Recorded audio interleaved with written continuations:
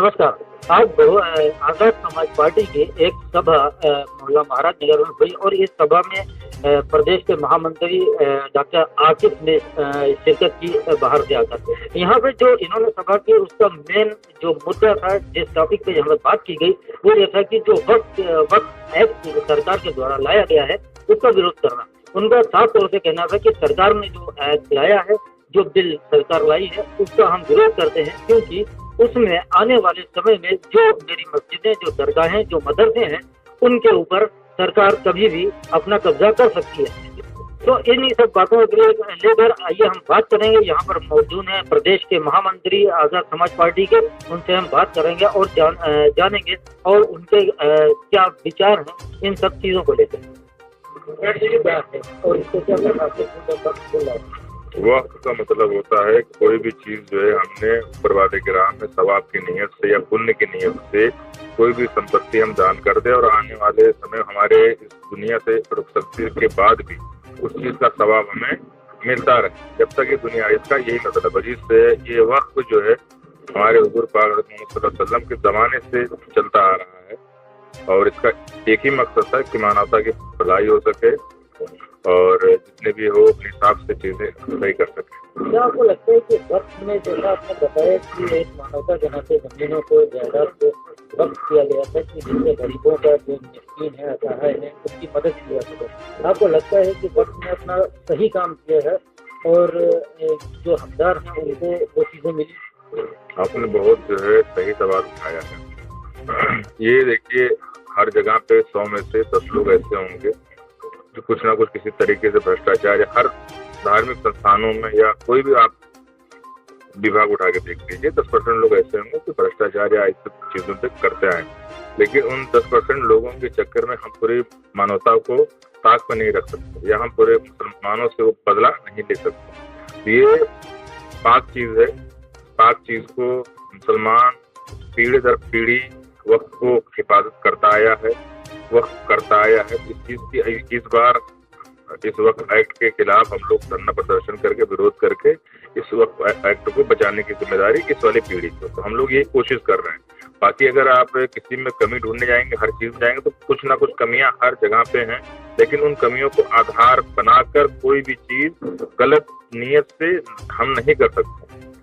उनको सुधार कर सकते हैं। सुधार के लिए आप उसके लिए कोई प्रोविजन लाइए, कोई और नया नियम लाइए, हम उसके खिलाफ नहीं है, लेकिन उन कमियों को आधार पर बनाकर आप जो इसको पूरा विरोध में करते हैं, ये चीज गलत है। वक्त को आए हुए वक्त को जो राजा महाराजा के वक्त से ये चीजें की जा रही है, दान की जा रही है। क्या मैं जान सकता हूँ कि कब से और अब तक वक्त ने या किसी मदरसा, कोई हॉस्पिटल या किसी ऐसे स्कूल की स्थापना की है जिससे कि हमारी गरीब जो आवाम है, अगर मैं कहूँ कि जो मुस्लिम आवाम है, उनको कहीं से फायदा हुआ? आप ये बहुत सही चीज उठा रहे हैं। मैं उसी बात पे आना चाहूंगा कि अगर मैनेजमेंट जो कमेटी होती थी वक्त की, कुछ जगहों पर 3 लोगों ने जो है मुसाफिर खाना या कुछ जगहों पे स्कूल और कॉलेजेस बने भी हुए हैं, पहले से चाहे बने हुए चाहे किसी ने बनवाया हो। कुछ जगहों पे मकान अलॉट हुए, कुछ जगहों पे गरीबों को दुकान दिए गए, ऐसा नहीं।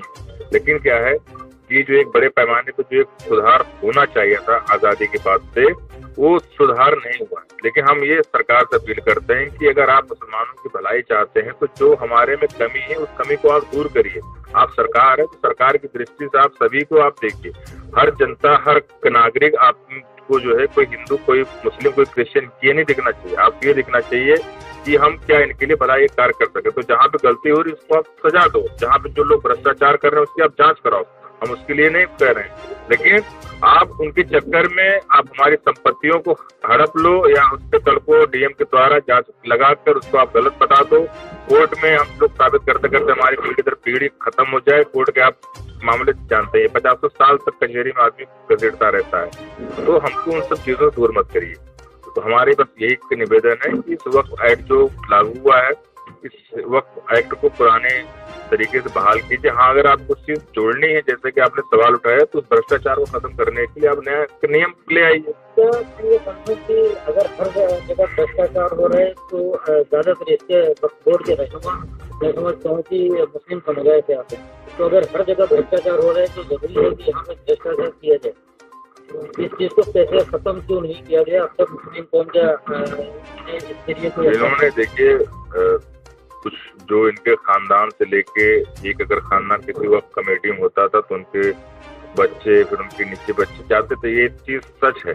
लेकिन मैं फिर वही चीज दोहराऊंगा कि जो उन्होंने गलतियां की हैं, जो उन्होंने सब कुछ की है, आप उसकी जांच सरकार से मैं निवेदन करूंगा। जिन्होंने गलती की, जिन्होंने भ्रष्टाचार किया, जिन्होंने सही से अपने पद का काम नहीं किया, जिन्होंने अपने पद का दुरुपयोग किया, उनके खिलाफ आप जांच कराइए, उनके खिलाफ जांच कराइए, उनको आप सजा दीजिए। हर मुसलमान कहेगा हाँ इन्होंने गलत किया है, उनको सजा मिलनी चाहिए। लेकिन उनके गलतियों के कारण पूरी कौम को तो आप जो है गुनाह में न तब्दील करिए। क्योंकि आप ये मुस्लिम समुदाय से आदमी, इसलिए आपसे एक मैं सवाल करूंगा कि इससे पहले कभी आपने वक्त को लेकर आवाज उठाई है, वक्त को लेकर किसी तरह का कोई आंदोलन किया है? नहीं, इससे पहले वक्त के लिए अभी तो मैंने राजनीति 5 साल से आया हूँ। अब बाकी रही बात जो है भ्रष्टाचार है, जैसा आपने कहा नहीं भ्रष्टाचार कभी नहीं। आज तक उन्होंने किसी स्कूल की, किसी मदरसे की, किसी हॉस्पिटल की, यतीम खाने की एक आध को अगर छोड़ के मैं कहूँ कोई इस तरह का काम नहीं किया। तो ये चीजें मुस्लिम कौम में पहले से हैं, उसके लिए आज तक मुस्लिम कौम ने आवाज क्यों नहीं उठाई? क्या क्योंकि ये मुस्लिम कौम तक, नीचे तक, मैंने आपको क्या पिछली बार बोला कि ये कुछ खानदानों तक महदूद था, कुछ लोगों तक ही था, कुछ जो है लोगों के बीच में है ये वक्त की संपत्तियां और ये सब चीजों का मैनेजमेंट कमेटी, ये उन्हीं लोग के बीच में इर्द गिर्द ही घूम रहा था और इस चीज की ये जानकारी या बारीकी नीचे तक नहीं पहुंचा रहे थे। जो आम मुसलमान था उसके तक ये चीजें नहीं पहुंच रही थी। लेकिन चूंकि अब ये चीजें समझ में आई हैं कि अब इस एक्ट के कारण अगर चीजें समझ में आई या खुल के आई हैं तो हम ये मुसलमानों की जिम्मेदारी बनती है कि जो वक्त की गई संपत्तियां, ये पाक जो है संपत्तियां, इन संपत्तियों की हिफाजत करना हमारी जिम्मेदारी है एज ए मुसलमान। मैं एक मुस्लिम हूँ तो मेरी ये जिम्मेदारी बनती है कि अगर अल्लाह के राह में वो संपत्तियां दान की गई हैं तो उन संपत्तियों की मैं रक्षा करूं, उनकी हिफाजत करूं और जो लोग गलत थे इसमें और जो लोग गलती कर रहे थे या कर रहे हैं उनके खिलाफ जो है सरकार जांच करे और जांच में अगर दोषी पाए जाते हैं तो उनके खिलाफ कड़ी कार्रवाई। एक आखिरी सवाल आपसे मैं करना चाहूँगा, क्या आपको लगता है कि हम खुद इस सिचुएशन के लिए जिम्मेदार हैं? जब हमने अपने जो भी जिम्मेदारियां थी उनको नहीं निभाया तभी सरकार को मौका मिला कि सरकार इस तरह के इल्जाम लगाए। मैं कुछ हद तक मैं इसलिए इसको मानता हूँ कि वैसे बहुत से बोर्ड हैं, बहुत से ट्रस्ट हैं, बहुत से जगहों पे चीजें हैं कि जहाँ पे लोग भ्रष्टाचार कर रहे हैं और जहाँ पे चीजें गलत हो रही, सरकार वहाँ तो सुधार करती नहीं, तो सिर्फ और सिर्फ यहाँ पे सुधार करने की आवश्यकता है। हम कह रहे हैं आपको अगर सुधार करना है, मैं तो स्वयं कह रहा हूँ कि आप जैसे था वक्त का नहीं, आप बदल के रखिए।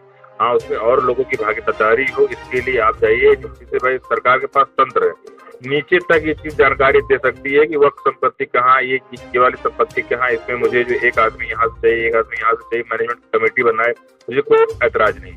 लेकिन उन लोग के चक्कर में पूरी की पूरी संपत्ति जो है सरकार अगर हड़प लेगी तो ये भी चीज ठीक नहीं है, जिसकी जो एक हिफाजत या रक्षा करते हुए यहाँ का मुसलमान सदियों से आ रहा है, करीब 400-500 सालों से वक्त की संपत्तियों की रक्षा करता आ रहा है। और वही अन्य देशों में आप देखेंगे वक्त की संपत्तियों से जो इनकम जनरेट होती है, उन इनकम को वो लोग गरीबों में, मिस्किनों में और जरूरतमंदों में बांटते हैं। लेकिन यहाँ पे ये स्ट्रक्चर जो हमारे लोग थे, जो हमारे रहबर लोग थे, जो रहनुमा लोग थे, थोड़ा सा ना समझी उनकी थी, इस चीज को उन्होंने सही से इस्तेमाल नहीं किया, इन वक्त की प्रॉपर्टी के जरिए आम मुसलमानों को फायदा नहीं पहुंचा पाए, तो उनकी गलती की सजा लेकिन आम मुसलमानों को ना दी जाए। हमारे मदरसे, हमारे कब्रिस्तान, हमारे मस्जिदें, इसको हम लोग महफूज रखना चाहते हैं और ये तभी होगा जब ये एक्ट हटेगा।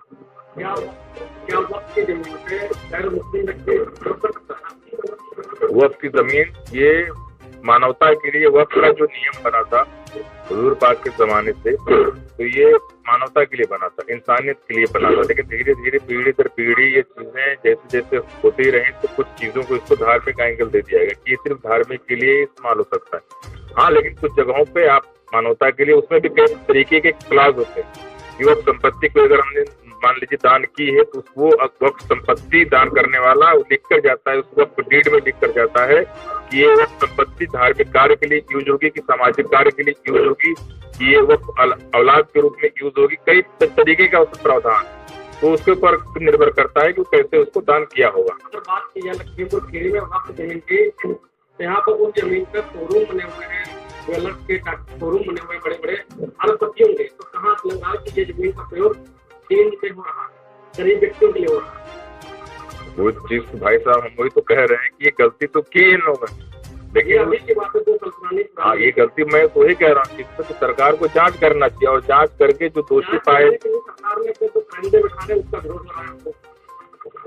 कौन कर रहा है विरोध? अलग से आ रहे बैठा है, सरकार ने अपने बैठाने बदले हैं। जांच वक्त संपत्ति जो बची हुई उसकी ना करें ना, जिसपे गलत हुआ उस पे करें जांच, तो लोग विरोध नहीं करेंगे। अब सरकार का क्या होता है कि सरकार वहां से भेजती तो अपने हिसाब से एजेंडा सेट करती है। आपने शिकायत किया तो ये नहीं देखेगी शिकायत का आपको हम निदान करें, वो ये देखेगी शिकायत के कारण हम कितना वोट बटोर सकते हैं और किस तरीके से हम कुछ गलत करके अपने हिसाब से एजेंडा हम सेट कर सकते हैं। दिक्कत तो परेशानी यही तो है, नीयत और नीयत की है, देने वाला भी और करने वाला भी। तो इन जब दोनों की नीयत और नीयत सही होगी तभी ये चीजें दुरुस्त होंगी। आपके साथ आज आपने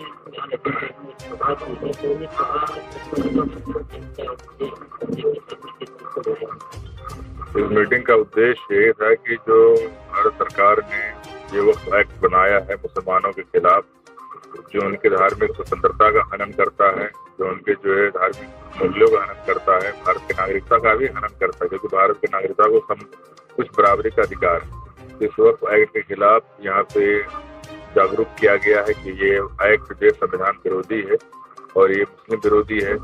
इस एक्ट को जल्द से जल्द विड्रॉ किया जाए, इसलिए यहाँ पे जागरूकता रखा गया और लोगों को उसके भी संगतियों के बारे में बताया गया कि भविष्य में आने वाले समय में किस तरह से इस एक्ट के कारण जगह जगह पे दंगे होंगे, फसाद होंगे, परेशानियां होंगी, पब्लिक परेशान होंगे, तो इस चीज के बारे में जागरूक किया गया। तो जैसा आपने देखा, मैंने अभी प्रदेश महामंत्री के साथ में बात की, उन्होंने साफ तौर पे ये कहा कि जो बिल सरकार के द्वारा लाया गया है उस बिल में बहुत सी खामियां हैं। उसमें सरकार अपने कारिंदे बैठाकर, अपने कार्यकर्ता, अपने अधिकारी बैठाकर जो मुस्लिम कौम की जो जायदाद है, जो वक्त में उनको जमीनें दी गई हैं, उन जमीनों को कब्जा करना चाहती है। तो इस समय मैं इसी मुस्लिम समुदाय को जगाने के लिए निकला हूँ, जागरूक करने के लिए। इस सवाल के जवाब में कि मुस्लिम समुदाय से अगर आपको इतनी मोहब्बत, इतनी उनकी है, तो आप अब तक क्या मुस्लिम कौम सो रही थी? मुस्लिम कौम को क्यों जागरूक नहीं किया गया कि आज हमको ये दिन देखना पड़ा? लेकिन साथ ही जब उनसे ये सवाल पूछा गया कि अब तक क्या मुस्लिम कौम इस चीज के लिए जागरूक नहीं थी, मुस्लिम कौम ने अपने आप को क्यों नहीं, अपने कौम को जागरूक किया कि जो मुसलमान कौम की जो मिल्कियत है, जो मुस्लिमों के आबा अजदाद ने जो दान किया हुआ है गरीबों के लिए, मिस्कीनों के लिए, उसके ऊपर अभी तक आपकी कौम ने कोई एक्शन क्यों नहीं लिया? आपने उसके ऊपर कभी कोई आंदोलन किया? कभी आपने कुछ किया? इस तरह के सवालों से वो साफ बढ़ते नजर आए और उनको साफ तौर पर ये कहना था कि भ्रष्टाचार तो हर जगह हो रहा है, तो यहाँ पर भी कुछ इस तरह के लोग हैं जो भ्रष्ट हैं और भ्रष्टाचार कर रहे हैं। उन भ्रष्टाचार लोगों की इंक्वायरी करनी चाहिए, उनसे जांच बिठानी चाहिए और उन लोगों को उनके किए की सजा मिलनी चाहिए। लेकिन सवाल ये होती है कि जो जायदाद, मैं अगर बात लखीमपुर की करूं तो लखीमपुर के बेशुमार बड़े बड़े जो शोरूम हैं वो सब वक्त की जमीनों पर बने हुए हैं। आखिर उस जो वक्त की जमीनों पर बने हुए हैं उसका जो पैसा आया वो मुसलमानों की किस तरह से मदद कर रहा है, वो किस मद में जा रहा है, यह एक बहुत बड़ा सवाल है। इस सवाल के जवाब में कि मुस्लिम समुदाय से अगर आपको इतनी मोहब्बत, इतनी उनकी है, तो आप अब तक क्या मुस्लिम कौम सो रही थी? मुस्लिम कौम को क्यों जागरूक नहीं किया गया कि आज हमको ये दिन देखना पड़ा? तो इन्हीं सब बातों को मैंने उनके साथ बात की। उनका साफ तौर से कहना है, उन्होंने माना इस बात को कि भ्रष्टाचार है, लेकिन उन लोगों पर कार्रवाई होनी चाहिए जो भ्रष्ट हैं, जो भ्रष्टाचार कर रहे हैं, लेकिन वक्त की जमीनों को मुसलमान किसी भी हालत में अपने हाथ से जाने नहीं देंगे। राजभवन के लिए अब्दुल कवी।